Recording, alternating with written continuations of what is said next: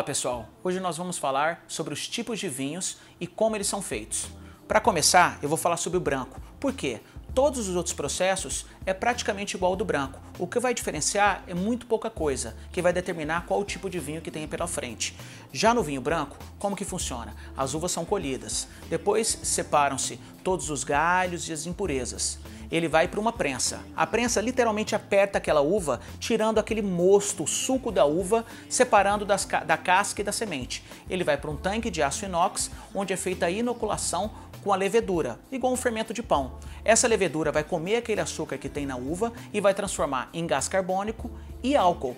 No caso do vinho branco, o gás carbônico é dissipado, ou seja, o tanque está aberto para que não seja comprimido e virar borbulha, que é o caso do espumante, e ficar somente o álcool.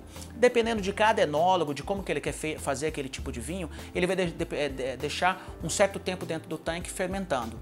O vinho branco terminou a fermentação, pode ir para barril de carvalho, que é muito difícil, normalmente só acontece com chardonnay, ou ele já vai direto pela filtração para poder ser engarrafado e virar um vinho branco. E é feito de uva branca. Um exemplo é o chardonnay.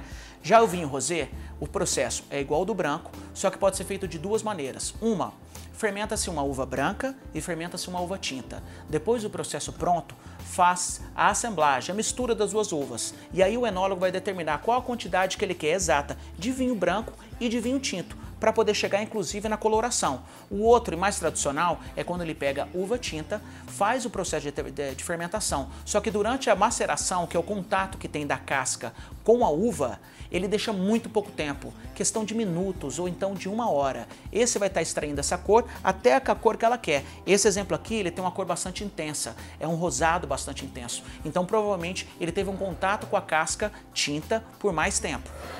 Já o vinho tinto, que é o mais conhecido de todos nós e é o mais vendido no mundo, que todo mundo adora, que inclusive tem os maiores benefícios para o nosso corpo humano, por causa dos polifenóis e do próprio tanino que existe nele, ele é feito como? Igualzinho o branco, como a gente disse, só que o contato da casca ele é um pouco maior. As uvas são tintas, um exemplo é o Cabernet. Então quanto mais contato, mais cor vai ser extraída e mais tanino, mais estrutura, mais volume de boca o vinho vai ter. Então também depende muito do estilo do enólogo. O que ele quer apresentar para o consumidor dele. Esse é o nosso vinho tinto. Pulando por vinho espumante. Super complicado, não é? Ninguém sabe como tomar, o que é um vinho espumante, o que é um champanhe, o que é uma cava, o que é um prosecco, o que é um lambrusco.